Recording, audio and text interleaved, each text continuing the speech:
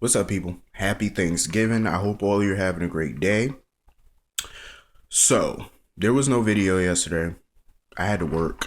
I did watch the episode, but soon as it's like once I got done watching General Hospital, I had to get ready for work, so I was in and out. But happy Thanksgiving nonetheless. So let me get down to business here, because today's episode of General Hospital is preempted. I think tomorrow is preempted too. Let me know if y'all know if there's a new episode tomorrow, because I don't know if they're preempted. I'm mad as shit. I have to work tomorrow. I'm so heated. I have to work for Black Friday, so I have to be to work like 5 o'clock tomorrow morning. I'm mad as shit because I have to kind of cut my Thanksgiving short because I have to be to work so fucking early. But money's money. So, yesterday's episode was sort of fun, entertaining, depressing, all at the same time. Even though I can't stand Sonny and Carly. I mean, but damn, Sonny in an orange jumpsuit on Thanksgiving. Oh my God. He actually gave, on Tuesday's episode, he gave Duke control over the Corinthos organization. I said, what? Well, I prefer Duke than Sean because Sean is an idiot. Duke at least has experience with running a criminal organization, so I would trust Duke. I mean, he does have experience. But that's what brings me to yesterday's episode, because now that Duke is in charge of the Corinthos organization, now he has no choice, but the writers had no choice but to break him up with Anna yesterday. I was about to say today, but yesterday. So Sonny's in Pettonville. Carly went to visit him. They just keep digging Carly deeper and deeper in this hole. Like, it's Thanksgiving. Shouldn't you be with your mother? Shouldn't you be with your daughter? Or at least Morgan, somebody, for Thanksgiving? And it's like you're not with either one of them, but you rather visit Sonny. Okay. So she visited Sonny and told him about Michael changing his last name from Corinthos to Quartermain. And she told Sonny also that Michael moved into the Quartermain mansion.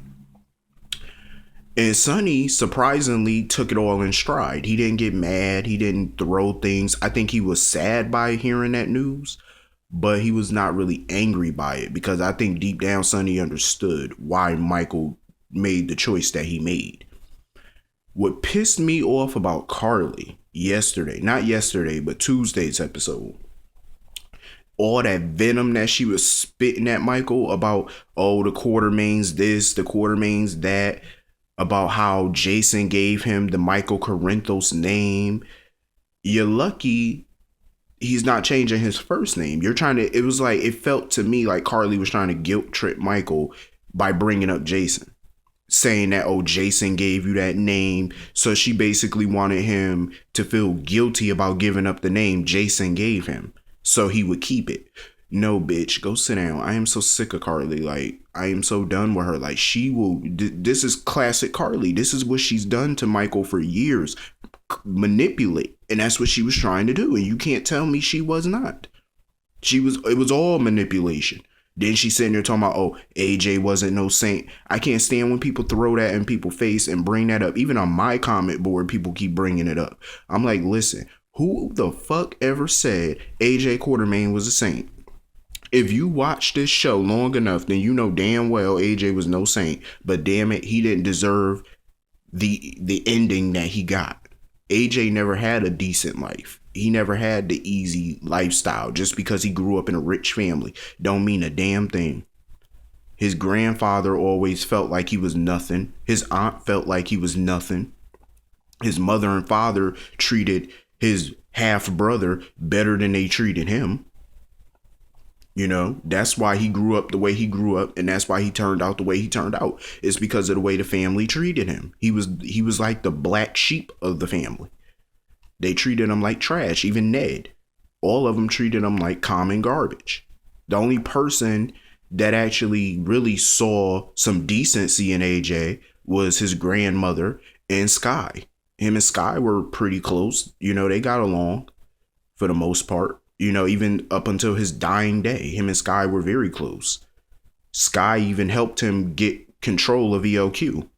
And, when him and Michael ousted Tracy as CEO, that was because of Sky's information.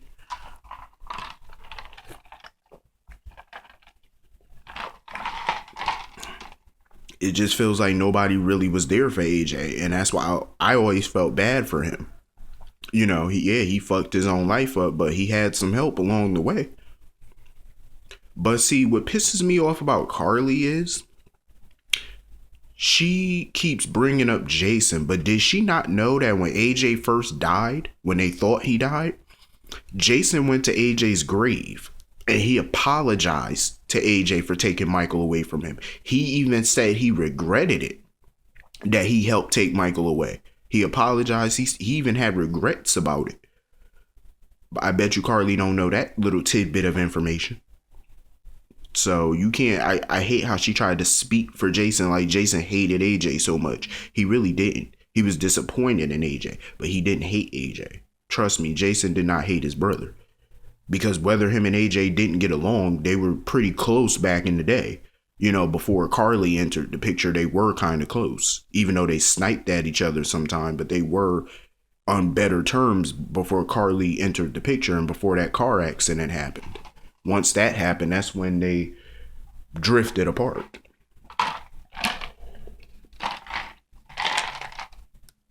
But, so anyway, back at the Quartermain mansion, well, let me just say this. So Alexis and Julian find Luke in his padded cell. Something don't make no sense to me about this. It's still damning to me.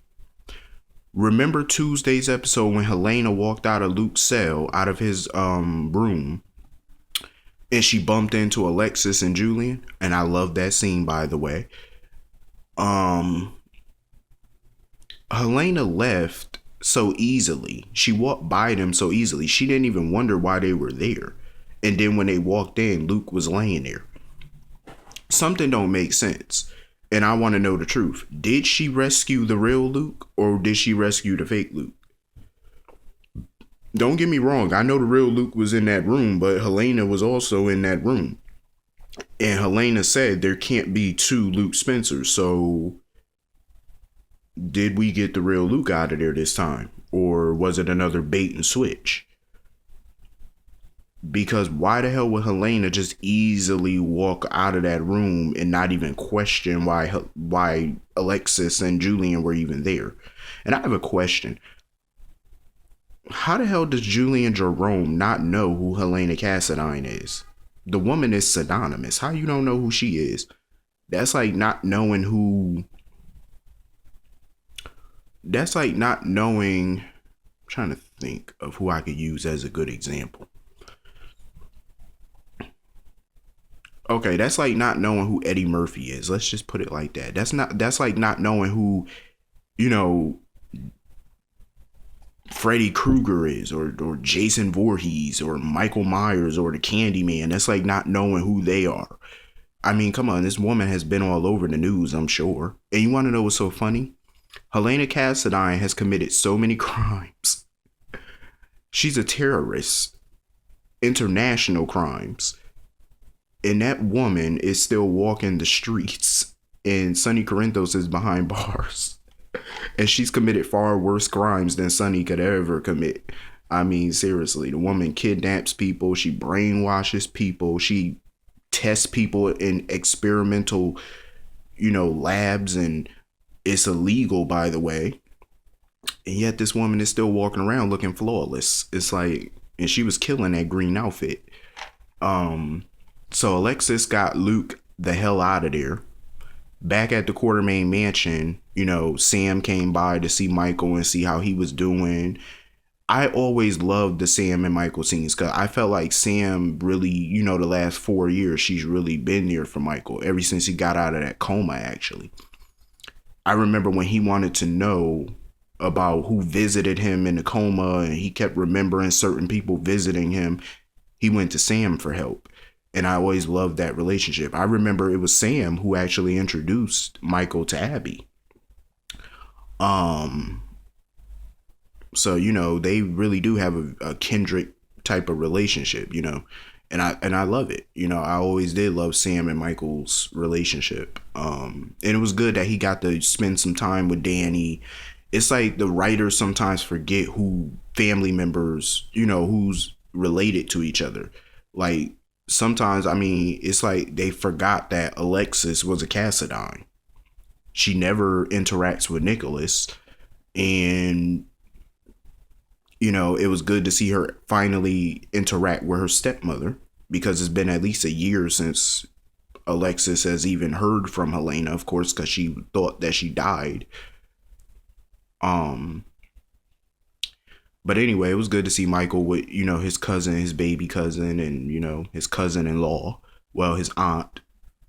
Because Sam is technically his aunt.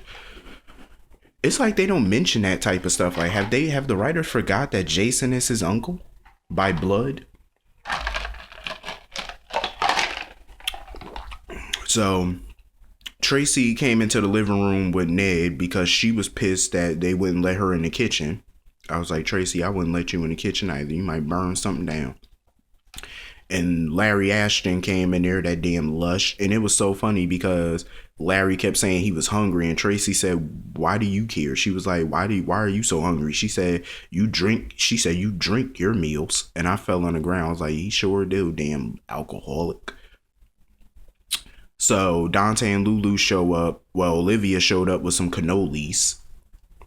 That's the Bensonhurst with them damn cannolis. So she showed up. And then Dante and Lulu showed up and they were asking about Faison and this, that, and the third. And Dante went out to go talk to Michael or whatever. Michael was pissed that, Carly didn't go to prison too. So Monica came in with some bad news that Cook tasted something, got food poisoning, so they had to throw all the food out.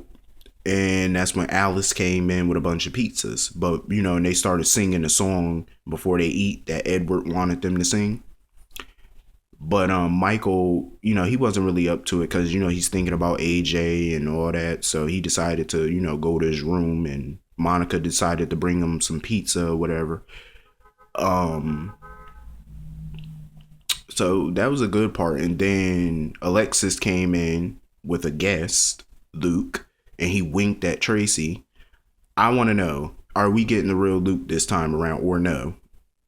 Are we or not? I just really want to know, because these writers, they're known for doing a little bait and switch, and it's time for the real Luke to come back.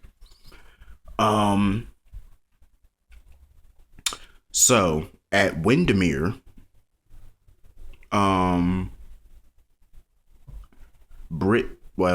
Madam Obrecht decided to grace everybody with her presence, and she is just one scary lady. She funny, but she's scary. So she came in, and her and Spencer walked into the living room arm in arm. I love that scene. And he dressed as a little pilgrim. I said, you got to be kidding me. So then Nathan came in. He was invited. And it was good that, he got to spend time with Britt and, his mother. I'm not going to say mother. I'm going to say it how she said, mutter. And somebody, Faison was lurking outside, watching them or whatever, getting ready to walk in. And that's when he was stopped by Madam Helena. And she told him not to go in there because he's going to ruin her plans. And he still has a job to do. And who the hell do Faison think he is to be talking to Helena like that? Like, he was downright kind of rude to her. And I'm like, don't get your neck slit, okay? Like, just don't get your throat slit, because Helena will kill you. Even though her and Faison have been allies for over 20 years, she still will kill you. I was so mad he was talking to Helena like that. I'm like, don't talk to Madame Cassadine like that. I mean, because Helena did a lot for Faison over the years. Like, she helped him escape police custody. She helped him with this Duke fiasco when he pretended to be Duke. She helped him evade the police, all type of shit for years. So you owe her your life. And she can't afford for her plans to go up in smoke. So meanwhile, back at Elizabeth's house, please tell me Elizabeth didn't cook. She doesn't strike me as the cooking type. I'm just saying, Elizabeth looked like she can burn, not cook.